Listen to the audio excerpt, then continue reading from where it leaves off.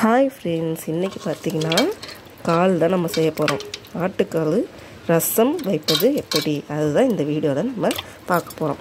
நான் சுடு தண்ணியை ஊற்றி வச்சுருக்கேன். இதில் கொஞ்சமாக மஞ்சத்தூளை போட்டு ஃபஸ்ட்டு கழுவி எடுத்துக்கலாம். நல்லா இந்தமாரி கழுவி எடுத்துக்கோங்க. பாருங்கள், நல்லா 2 டைம் இந்தமாரி கழுவி வச்சுக்கோங்க. கழுவி குக்கரில் போட்டுக்கிட்டேன். இது கூட என்னென்ன சேர்க்கணும் அப்படின்னா, வெங்காயம், தக்காளி, பச்சை மிளகாய், இது 3த்தையும் இதுக்குள்ளே ஆட் பண்ணிக்கலாம். இது கூட கொஞ்சமாக மஞ்சத்தூள் சேர்த்துக்குங்க. மிளகு ஜீரகம் தட்டி வச்சு சேர்த்துக்குங்க. இதிலே கொஞ்சம் பெருங்காயம். இது கூட இஞ்சி பூண்டு பேஸ்ட்டு 4 ஸ்பூன் நான் சேர்த்துக்கிறேன். நல்லா அப்போ தான் கால் வேகும்.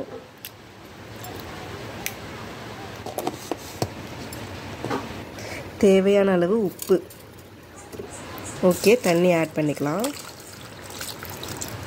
தண்ணி ஆட் பண்ணி இந்தமாரி கையால் மிக்ஸ் பண்ணிக்கங்க. அப்போ தான் உங்களுக்கு எல்லாமே சேரும்.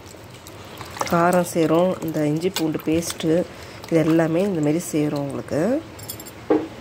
ஓகே, இப்போ இதை நம்ம வேக வச்சுக்கலாம். 3 விசில் போட்டு 5 வேக வச்சா உங்களுக்கு அரைவேக்காடை தான் இருக்கும். அதனால் ஒரு 5-6 விசில் போட்டு நல்லா வேக வச்சுக்கோங்க.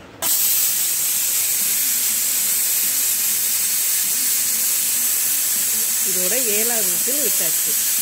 இப்போ நம்ம ஆஃப் பண்ணிக்கலாம். ஃபுல்லாக ப்ரெஷர் குறைஞ்சதுக்கப்புறம் எடுங்க. ஓகே, நான் எல்லாம் ப்ரெஷர் எடுத்தாச்சு. இப்போ வாங்க ஓப்பன் பண்ணலாம். பாருங்கள் எவ்வளோ அழகாக சூப்பராக வெந்திருக்குன்னு. நல்லா வெந்திருக்கு. நீங்கள் குழந்தைகிட்ட ஒரு பீஸ் எடுத்து கொடுத்தா உங்களுக்கு சாப்பிட ஈஸியாக இருக்கும். பாருங்கள் இவ்வளோ சாஃப்டாக இருந்திருக்குன்னு. இதோட கிடையாது, இப்போ நம்ம தாளித்து கொட்ட போகிறோம். எண்ணெய் ஊற்றிக்கலாம். கருவேப்பிலை, கடுகு, வேக வச்சதை ஊற்றிக்கலாம். இது கூட இன்னும் கொஞ்சம் சுடு தண்ணி ஆட் பண்ணிக்கலாம். திரும்ப நல்லா கொதிக்க விடுங்க. ஒரு டைம் கொதித்தாலே போதும்.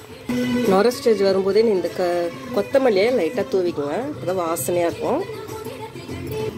அருமையான ரசம் ரெடி.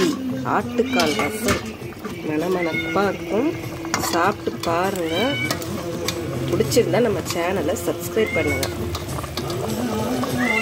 ஓகே ஃப்ரெண்ட்ஸ், அடுத்த வீடியோவில் இறால் குழம்பு நம்ம செய்கிறது எப்படின்னு பார்க்கலாம்.